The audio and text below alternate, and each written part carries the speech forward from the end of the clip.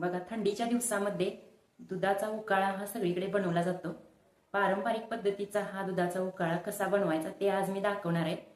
थंडीच्या दिवसामध्ये हा गरम गरम उकाळा प्यायल्यानंतर थंडी तर गायब होतेच, पण हा उकाळा आरोग्याच्या दृष्टीनेही खूपच फायदेशीर असतो.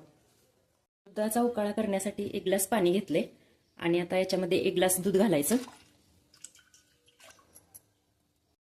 पाणी न घालता फक्त दुधाचा उकाळा केला तरी पण चालतो.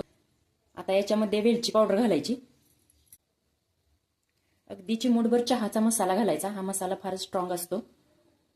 याच्यामध्ये वेगळं काही नाही. लवंग, दालचिनी, काळी मिरी आणि वेलची पावडर आहे. आता अर्धा चमचा होईल एवढं कुटलेलं आलं घालायचं आणि या दुधाला एक उकळी आणायची. चहाऐवजी थंडीच्या दिवसामध्ये आपण हा उकाळा पिऊ शकतो. थंडीमध्ये सर्दी खोकला होऊ नये म्हणून हा उकाळा अतिशय उपयुक्त आहे आणि आयुर्वेदिकही आहे. ही हळद पावडर आहे. हळद पावडर आपल्या रोजच्या वापरातली घालायची नाही, कारण त्याच्यामध्ये तिखट मिसळलेलं असू शकते. म्हणून ही हळद पावडर आपल्या ठेवणीतली किंवा बाजूला ठेवलेली घालायची. चमचाभर हळद पावडर घातली आणि आता छान अशी दुधाला उकळी आणायची. वरून डेकोरेशनसाठी याच्यामध्ये चारोळी घातली तरी पण चालते. चारोळीमुळे पण चव छान लागते या दुधाला.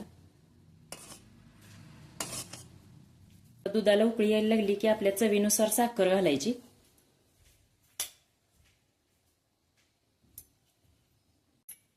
छान असा हा उकाळा गाळून घ्यायचा आहे.